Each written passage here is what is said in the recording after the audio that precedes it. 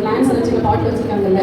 இப்போ semester exam டைம்னா இப்போ 20 days லீவ், அப்போ நம்ம தண்ணி விட முடியாதுல்ல. பிள்ளைங்க ஏதாவது நம்ம ஸ்டூடெண்ட்ஸே ஏதாவது ஒரு சென்சார் வச்சு அதை மாய்ச்சர் லெவல் பார்த்து ஆட்டோமேட்டிக்காக தண்ணி போகிற நமக்கு ஏதாவது பண்ணலாமா, காஸ்ட்லியாக இருக்குமா இல்லை சீப்பாக பண்ணலாமா அப்படின்னு பிள்ளைங்களுக்கு ஒரு கைட் பண்ணலாம். தனியாகவே கிடைக்குது. இப்போ எனக்கு ஒரு 1 hour இல்லை 2 hours வந்து தண்ணி வரணும் அப்படிங்கிற மாதிரி நம்ம அந்த டைமர் நம்ம செட் பண்ணிட்டோம் அப்படின்னா அந்த டைமர் லெவல் முடியறது வரைக்கும் பார்த்தீங்கன்னா அந்த தண்ணி வந்து ஆட்டோமேட்டிக்காக வந்துருக்கும். டைமர் முடிஞ்சதுக்கப்புறம் தண்ணி எடுக்கிறது கட் ஆஃப் ஆகிடும்.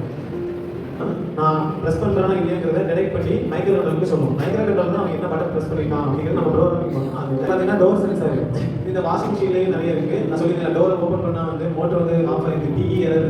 இது வந்து இதுக்குள்ள பார்த்தீங்கன்னா 2 மெட்டல் பிளேட் இருக்கும். எப்போ இது பக்கத்தில் மேக்னெட்டை கொண்டு போகிறோமோ அப்போ அந்த மெட்டல் பிளேட் 2 நான் ஒன்னோட ஒன்று கான்டெக்ட் ஆகும். கான்டெக்ட் ஆகும்போது சர்க்யூட் க்ளோஸ் ஆகும், மோட்டர் ஓடும். அதே மாதிரி தான் இது ஸ்டாண்ட்லேயே நம்ம கொடுப்பாங்க. பைக் ஸ்டாண்ட்லாம் பைக் நம்ம ஸ்டாண்ட் நம்ம எடுத்துட்டோம் அப்படின்னா இந்த அதில் ஒரு மேக்னெட்டிக் வச்சுப்பாங்க. மேக்னெட் போய் இதில் போய் அட்ராக்ட் ஆகும். இப்போ இன்ஜினுக்கு போகக்கூடிய சப்ளை வந்து என்ன ஆகும், ஓகே ஆகும். நம்ம ஸ்டாண்ட் போட்டோம் அப்படின்னா இன்ஜினுக்கு போகக்கூடிய சப்ளை வந்து டிஸ்கனெக்ட் ஆகிடும். இதுதான் வந்து டோர் சென்சார்.